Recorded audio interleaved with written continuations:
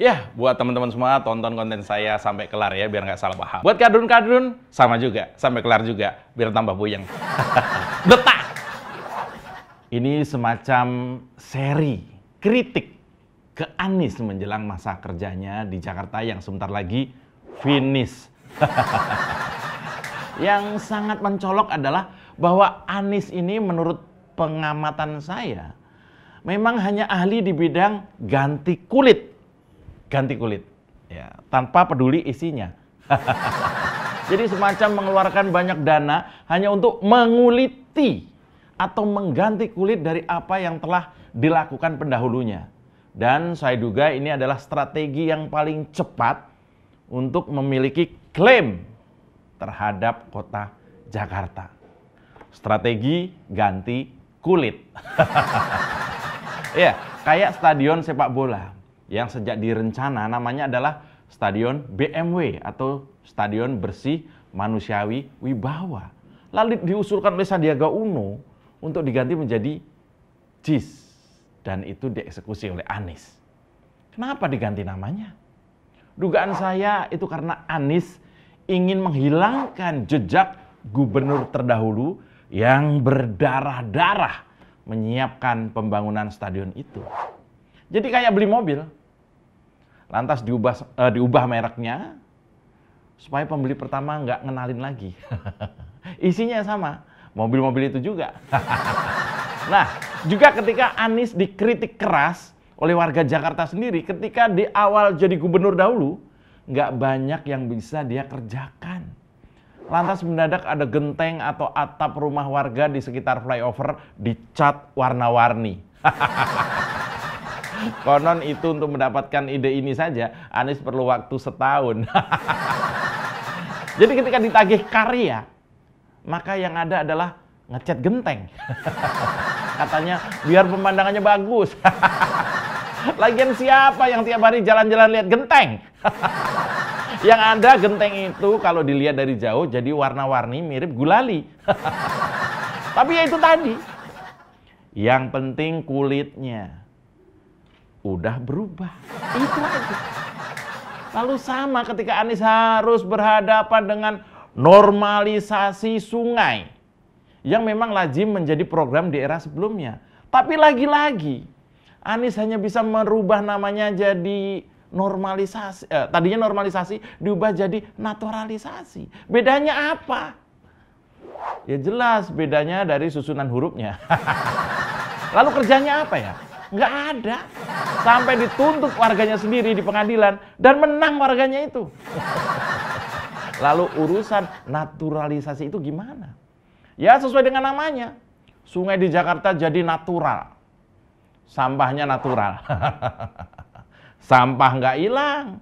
Banjir nggak hilang. Natural. Ganti nama, ganti kulit. Masih mending kalau dengan ganti nama kemudian kehidupan membaik. Lah konon sesuai survei, sudah hampir 5 tahun berjalan Anies Baswedan menjabat sebagai gubernur DKI Jakarta. Ternyata mayoritas warga Jakarta tidak banyak yang mengetahui prestasinya Anies. Ada juga yang menilai sejumlah program besar bukanlah prestasi Anies selama menduduki kursi DKI 1. Warga tahu, warga melek nih. Ini tuh merupakan hasil jejak pendapat yang dilakukan lembaga survei Populi Center. Peneliti Populi Center, namanya Rafif Imawan, itu bilang mayoritas atau 33,5% responden mengaku tidak mengetahui apa saja prestasinya Anies.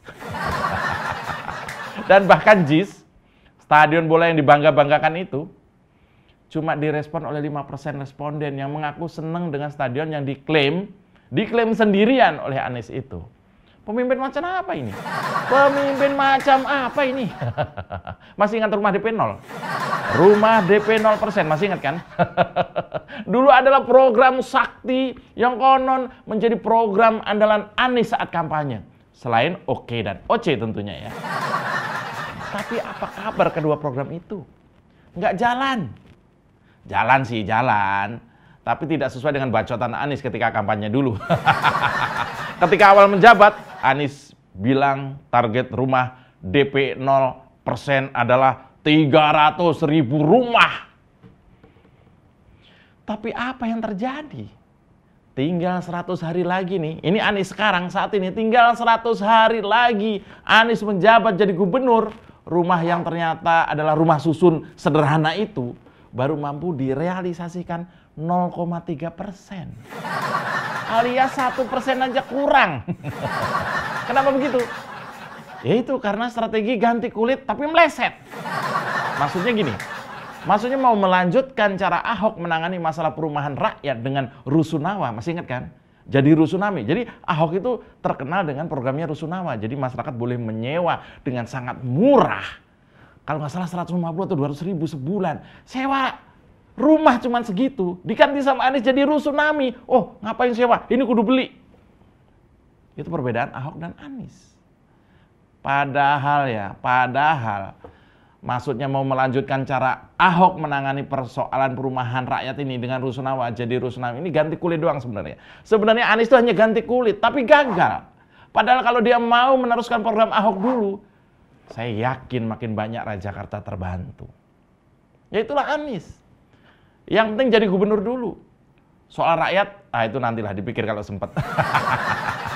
Lalu gimana soal strategi ganti kulit lainnya? Yang tentu makin serem dan ngeri-ngeri sedap. Selamat datang di Oposisi 69 FM bersama saya, Mas Yoprai. Tarik Bambang, sedikit disenggol lapor polisi, padahal doyan nyenggol tanpa basa-basi. Orang ngebanyol, kok disomasi. Oh sial, semua salah Jokowi. Oh no, ini negara gua. Oposisi gak ada otaknya. Bangsat! Yo, memenuhi permintaan oposan Jakarta yang pengen banget tahu apa rencana sebenarnya di balik kebijakan Anies yang sering nggak ada gunanya. Kebijakan nggak ada gunanya, ngabis-ngabisin waktu lah. Bahkan soal ganti kulit ini juga diduga dijalankan Anies ketika dia berniat nyapres. Yaitu julukan Bapak Politik Identitas Indonesia yang disematkan publik mau Anies ubah atau ganti kulit sedemikian rupa. Diduga Anies sedang mencoba mengganti kulitnya. Kulit politik maksudnya. Seolah Anies sangat nasionalis. Dan kalau perlu playing victim. Ahok lah yang main politik identitas. Bisa aja nih peresan cucian. Saking pengennya disebut nasionalis. Setelah jadi gubernur, Anies rajin menyambangi hampir semua rumah ibadah. Ke gereja dia masuk, ke kelenteng dia jalan, ke pura dia ikut, ke Petamburan dia kapok. Semua rumah ibadah dia datangi. Diduga untuk menegaskan politik ganti kulit. Nah, sementara tinggal rumah ibadah ateis saja nih yang belum dia datengin. Kos-kosan dong ya. Nah, yang terbaru kemarin adalah aksi Anies mengganti nama jalan yang ada di Jakarta. Nama-nama jalan yang baru itu sih tentu nggak masalah. Karena menghormati seniman dan tokoh lokal. Tapi nama jalan baru yang menggantikan nama jalan lama inilah yang tentunya bikin susah masyarakat. Ya, Anies Baswedan mengganti 22 nama jalan di Jakarta dengan nama tokoh yang berjasa dari kalangan seniman dan juga ulama. Ini sih oke-oke saja ya, karena memang Anies perlu suara dari Jakarta. Salah satunya adalah dengan melakukan blunder seperti ini. Nama jalan baru biasanya memang untuk jalan yang baru dibangun atau baru dibuat.